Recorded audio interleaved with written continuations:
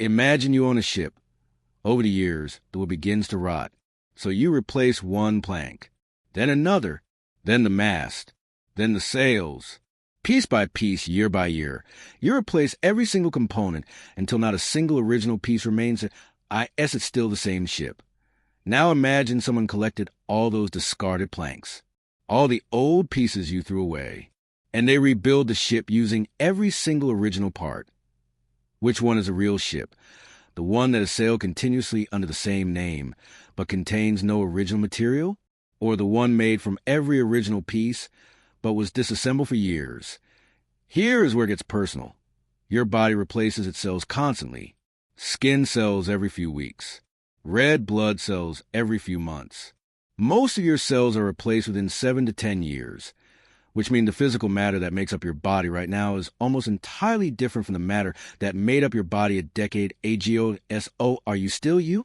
Or are you a completely different person who just happens to have the same memories? This is not a new question.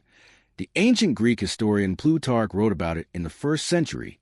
He called it the ship of Theseus, named after the legendary founder king of Athens. According to myth, Theseus sailed to Crete, killed the Minotaur, and returned victorious. The Athenians preserved his ship in their harbor as a monument. For centuries, they maintained it. When wood rotted, they replaced it with new planks. When sails tore, they replaced them.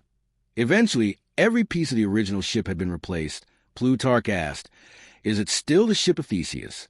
Or has it become a different ship that merely bears his name? Philosophers have been arguing about this for 2,000 years, because this is not really a question about ships. It is a question about identity, about what makes something itself, about whether anything truly persists through change, and it is a question that applies to everything, to ships, to axes, to cities, to relationships, and most unsettlingly, to you that if this kind of question fascinates you, if you like ideas that make you reconsider what you thought you knew, stay here. This channel transforms philosophical paradoxes into stories that will change how you see the world. Because the ship of Theseus is not just ancient philosophy. It is a problem you face every single day without realizing it. Let me tell you about a man named David. David inherited his grandfather's axe. Not valuable in monetary terms, but meaningful. His grandfather had used it for 40 years, had built his house with it, had carved toys for David when he was a child. When his grandfather died, David inherited the axe. He treasured it, kept it in his workshop, used it occasionally, always carefully point one day. The handle cracked. The wood had dried out over decades. It was no longer safe to use. David faced a choice. Let the axe become a decoration, unusable but original, or replace the handle and keep using it. He chose to replace it. He found wood that matched. He carved it carefully. He installed it properly. The axe worked again 0.5 years later. The head began to rust badly. Despite his care, decades of use had weakened the metal. It was brittle, dangerous. Again, David faced a choice. He decided to replace the head. He found a blacksmith who could forge one to the same specifications.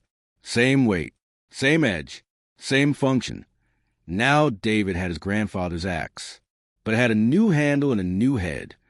Was it still his grandfather's axe? Most people say no, if both major components are replaced. It is a different axe. It may be identical in appearance and function, but it is not the same object. But here's a question that makes it complicated. If David had replaced just the handle, would it still be his grandfather's axe? Most people say yes. The head is what matters. The head is the essential part. If David had replaced just the head, would it still be his grandfather's axe?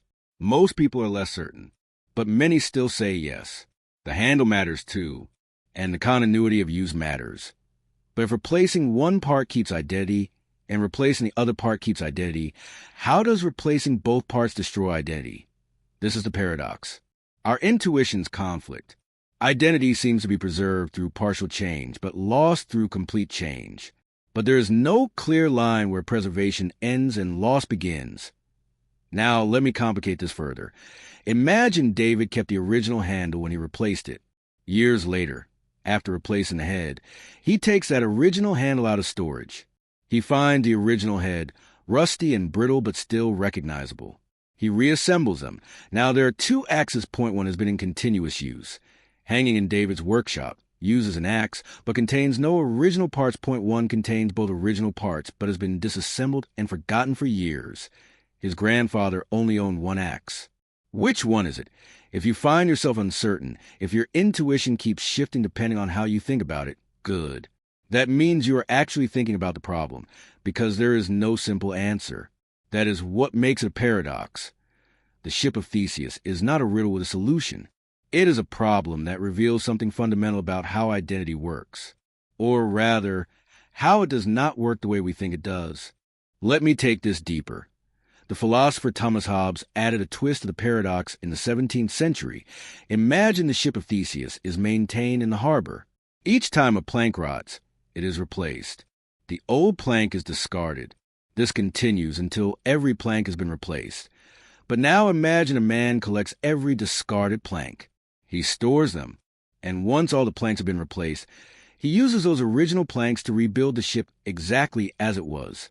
Now there are two ships. Ship A has been continuously maintained in the harbor under the name Ship of Theseus. Has sailed continuously. Has been recognized as Theseus's ship by everyone, but contains zero original material. Ship B was just built from every single original plank. Contains 100% original material, but has not existed as a ship for years. Was scattered as individual pieces, which is a real ship of Theseus. Ship A has continuity of form and function. It has been a ship this entire time. It has existed in the same place, served the same purpose, been called by the same name. Everyone treats it as the same ship. Ship B has continuity of material. Every atom is original. If you believe identity is about physical substance, this is the real ship. Your intuition probably wants to choose one. But both answers have problems that if you say ship A is real because of continuous existence, then you are saying material does not matter. Identity is about continuity of form and function, but this leads to strange conclusions. If I replace every part of your car while you sleep with identical but new parts, did I steal your car, or did I just maintain it? If you say ship B is real because of original material, then you are saying continuity does not matter. Identity is about stuff, not pattern, but this leads to equally strange conclusions. If I disassemble your car, store the parts for a year, and reassemble them, is it the same car? Most people would say yes. But during that year, there was no car. So the car ceased to exist and then came back into existence. Can identity survive non-existence? Let me make this even more personal. You are made of cells. Those cells are made of molecules. Those molecules are made of atoms. Atoms are exchanged constantly. You breathe out carbon dioxide. It becomes part of the air. Plants absorb it. Animals eat the plants. You eat the animals. The same carbon atom cycle through countless organisms. The atoms that make up your body right now were once part of other people, other animals, plants, rocks, air, water. And the atoms that made up your body 10 years ago are now scattered across the world, part of other living things. There's almost no physical overlap between your body 10 years ago and your body now. So are you the same person? Or are you ship A, continuous in form and function, but completely different in material? If that question makes you uncomfortable, if you're starting to feel like identity is more complicated than you thought, leave a like. It means this idea is working on you the way philosophy is supposed to. But wait, there's another problem. Let me tell you about a thought experiment by the philosopher Derek Parfit. Imagine you have a disease that will kill you, but there is a procedure. Scientists can scan your brain at the atomic level, record every neuron, every connection, every chemical state, a perfect map of your consciousness. Then they can destroy your diseased body and brain and build a new one, atom by atom, using the scan as a blueprint. The new brain will have all your memories, your personality, your thoughts, your sense of being you. Would you do it? Most people hesitate. It feels like dying, like the new person would not be you, but a copy, an identical stranger. But here's the question. How is that different from what already happens to you? Your cells replace themselves constantly. The neurons in your brain are maintained, but the proteins that make them up are replaced on a molecular level. The structure persists, but the material changes. Every few years, you are already a copy of your former self, built from new material using your old self as a blueprint. The only difference is speed. Natural replacement happens gradually. The thought experiment happens instantly, but if gradual replacement preserves identity, why does instant replacement destroy it? Parfit suggests the problem is that we think of identity as all or nothing. Either you are the same person, or you are not. Either the ship is the same, or it is different. But maybe identity is not all or nothing. Maybe it is a matter of degree. You now are very similar to you 5 minutes ago. Almost identical. Same body, same memories, same personality. We say you are the same person. You now are fairly similar to you 10 years ago. Same basic personality, many of the same memories, similar body structure. We say you are the same person. You now are somewhat similar to you at age 5. Some continuity of personality, some vague memories, but most of what made you you at 5 is gone, yet we still say you are the same person. You now share almost nothing with you as a one-day-old infant. Different body, different brain structure, no shared memories, no recognizable personality. But we say you are the same person. Why? Because of continuity. Because there is an unbroken chain connecting infant you to child you, to teenage you, to adult you. Each step is small. Each transition is gradual. So we treat the whole chain as one identity. But is that actually true? Or is it just a useful fiction we tell ourselves? What if identity is not a thing you have, but a story you tell?